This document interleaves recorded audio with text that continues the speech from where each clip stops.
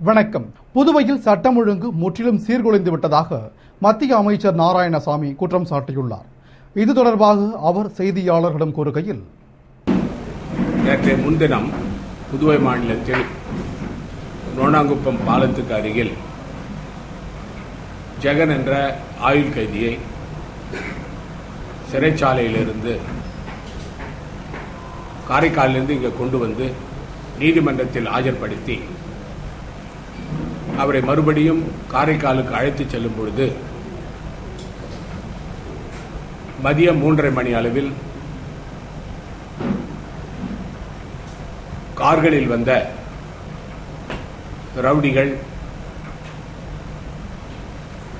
காவல்துறையின் கண் முன்னாலேயே அந்த வாகனத்தை நிறுத்தி வெடிகுண்டுகளை வீசி அந்த ஜெகனை படுகொலை செய்திருக்கிறார்கள். புதுவை மாநிலத்தில் இது போன்ற கொலைகள், பட்டப்பகலில் நடக்கின்ற கொலைகள், கொள்ளைகள், பெண்களின் செயல் பறிப்பு, வீடுகள் அபகரிப்பு, நிலங்கள் அபகரிப்பு தொடர்கதையாக கடந்த ஓராண்டு காலமாக இருந்து வருகிறது. திரு ரங்கசாமி அவர்கள் முதலமைச்சராக வந்த பிறகு இந்த கொலைகளும் கொள்ளைகளும் தொடர்ந்து நடந்து வருகின்றன. குறிப்பாக தொழிலதிபர்களையும் தொழிற்சாலை அதிபர்களையும் சிறைச்சாலையிலிருந்து செல்போனில் பேசி அவர்களை மிரட்டி அவர்களுடைய ஆட்கள் மூலமாக பணத்தை பறிப்பது புதுவை மாநிலத்தில் இந்த ரவுடிகளுக்கு கைவந்த கலையாக இருக்கிறது. இந்த சம்பவத்தினால் புதுவை மாநில மக்களுக்கு மிகுந்த அச்சம் ஏற்பட்டு வெளியில நடமாட முடியாத நிலை இப்பொழுது ஏற்பட்டிருக்கிறது. இந்த சம்பவத்தை கேள்விப்பட்ட பிறகு நான் மத்திய உள்துறை அமைச்சர் திரு சுஷில்குமார் சிண்டே அவர்களை நேரடியாக சந்தித்து இது போன்ற சம்பவங்கள் புதுவை மாநில மக்களுக்கு மிகுந்த பயத்தை ஏற்படுத்தி இருக்கிறது. புதுவை மாநிலத்தில் சட்டம் ஒழுங்கு சீர்குலைந்திருக்கிறது. ஆகவே மத்திய அரசானது புதுவை மாநிலத்துடைய சட்டம் ஒழுங்கு சம்பந்தமாக அறிக்கை கேட்க வேண்டும் என்று நான் வலியுறுத்தி இருக்கிறேன். அது சம்பந்தமாக அமைச்சர் அவர்கள் நடவடிக்கை எடுப்பார்கள் என்ற நம்பிக்கை எனக்கு இருக்கிறது.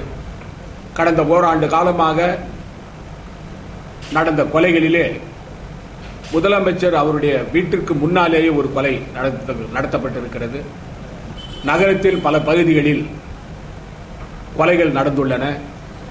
ரவுடிகள் ஒருவரை ஒருவர் வெட்டிக் கொள்வது தொடர்கதையாக இருந்து வருகிறது.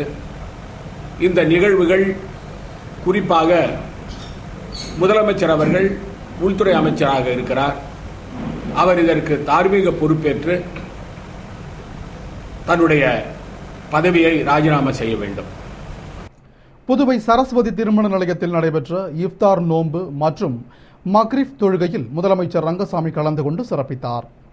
புதுவை முன்னாள் சட்டமன்ற உறுப்பினர் புசி ஆனந்து தலைமையில் தொடர்ந்து 12வது வருடமாக புனிதமிக்க ரமலான் இஃப்தார் நோன்பு நிகழ்ச்சியும் தொடர்ந்து மக்ரிப் தொழுகையும் சரஸ்வதி திருமண நிலையத்தில் நடைபெற்றது. இதில் முதல்வர் ரங்கசாமி சிறப்பு அழைப்பாளராக கலந்து கொண்டு நோம்பினை திறந்து வைத்து தொழுகை செய்தார். விழாவில் புதுவை அரசு டவுன் ஹாஜியார் முகமது சையத் பாகவி, வக்பு வாரிய செயலாளர் ஷர்ஃபுதீன், முன்னாள் கவுன்சிலர் டேனியல், உப்பளம் தொகுதியைச் சேர்ந்த அனைத்து பள்ளிவாசல் முத்தவள்ளிகள், நிர்வாகிகள், உலமாக்கள், ஜமாத்தார்கள் கலந்து கொண்டு சிறப்பித்தனர். மற்றும் இஸ்லாமிய பெருமக்களை கண்ணியப்படுத்தும் வகையில் நடந்த நிகழ்ச்சியில் இஸ்லாமிய பெருமக்கள் பங்கேற்றனர். கூடங்குளம் முதல் அணு உலையில் எரிபொருள் நிரப்பும் பணி துவங்க உள்ளதால் பாதுகாப்பிற்காக போலீசார் குவிக்கப்பட்டுள்ளனர். மேலும் 144 தடை உத்தரவு பிறப்பிக்கப்பட்டுள்ளது. நெல்லை மாவட்டம் கூடங்குளத்தில் ரஷ்ய நாட்டு உதவியுடன் 4 அணு உலைகளுடன் அணு மின் நிலையம் அமைக்கப்பட்டு அணு உலை செயல்பாடு எதிர்ப்பாளர்களின் போராட்டத்தால் தள்ளி போடப்பட்டது. தற்போது மத்திய மாநில அரசுகளின் நடவடிக்கையால் மின் உற்பத்தியை துவங்க ஆயத்த பணிகள் தீவிரமாக நடைபெற்று வருகிறது. அதன் முதல் கட்டமாக முதலாவது அணு உலையில் யுரேனியம் எரிபொருள் நிரப்ப அணுசக்தி ஒழுங்குமுறை ஆணையம் அனுமதி அளித்துள்ளதால் இன்னும் ஒரு சில நாட்களில் எரிபொருள் நிரப்பும் பணி துவங்கப்பட உள்ளதால் எதிர்ப்பாளர்களை சமாளிக்க மாவட்ட நிர்வாகம் நடவடிக்கை எடுத்துள்ளது. அதன்படி அணுமின் நிலையம் அருகில் போலீசார் குவிக்கப்பட்டுள்ளனர். பல்வேறு பகுதிகளில் இருந்து 1500க்கும் மேற்பட்ட போலீசார் வரவழைக்கப்பட்டு பாதுகாப்பு பணியில் ஈடுபட்டுள்ளனர். மேலும் அணுமின் நிலையம் அருகே 7 கிலோமீட்டர் வரை 144 தடை உத்தரவு பிறப்பிக்கப்பட்டுள்ளது. எனவே இன்னும் சில வாரங்களில் மின் உற்பத்தி துவங்கும் என்பது ஐயமின்றி உறுதியாகிவிட்டது. புதுவை ரவுடி ஜெகன் கொலை வழக்கில் 5 பேரை போலீசார் கைது செய்துள்ளனர். போலீஸ் வேனில் வெடிகுண்டு வீசி பிரபல ரவுடி ஜெகன் கொலை செய்யப்பட்ட சம்பவத்தில் ஐயப்பன், அருண், மகேஷ், கொக்கைராஜா, அந்தோணி, சுத்திமணி, ஜனா, தண்டபாணி, சூசை, சங்கர், திலீப், சுந்தர், மகேஷ், செல்வம், தமிழ் செல்வம், ஜான்பால், முரளி, மூர்த்தி ஆகிய 19 பேர் மீது போலீசார் 9 பிரிவுகளில் வழக்கு பதிவு செய்து குற்றவாளிகளை தேடி வந்தனர். இந்த படுகொலையில் ஈடுபட்டவர்களை கைது செய்ய அதிரடிப்படையைச் சேர்ந்த போலீஸ் இன்ஸ்பெக்டர்கள் சிவக்குமார், பாஸ்கரதாஸ் ஆகியோரை கொண்ட தனிப்படை அமைக்கப்பட்டது. இந்நிலையில் இக்கொலையில் தொடர்புடைய மத்தியாஸ், சுத்திமணி என்கின்ற மணிகண்டன், செல்வம் என்கின்ற லூர்துசாமி, ஜான்பால், ஊசி என்கின்ற தமிழ்செல்வன் ஆகிய 5 பேரை தவளக்குப்பம் போலீசார் கைது செய்துள்ளனர். கிருமாம்பாக்கம்பேட் அரசு ஊழியர் நலச்சங்கம் சார்பில் 1ஆம் ஆண்டு விழா நடைபெற்றது.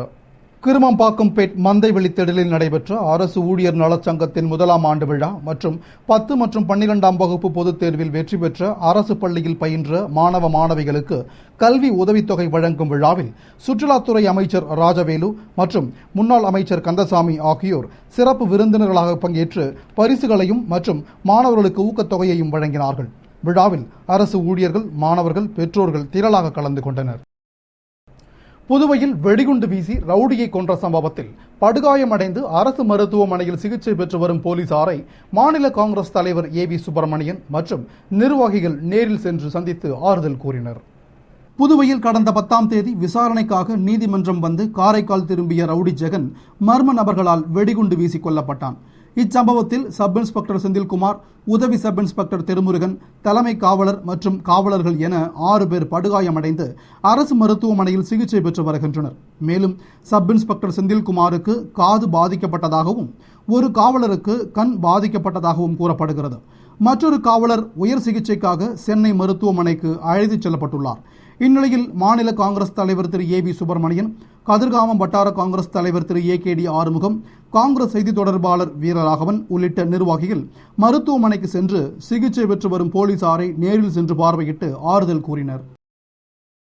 புதுவை ஊசிட்டேரியில் பொதுமக்களின் வேண்டுகோளை ஏற்று வேலி அமைக்கும் பணி தீவிரமாக நடைபெற்று வருகிறது.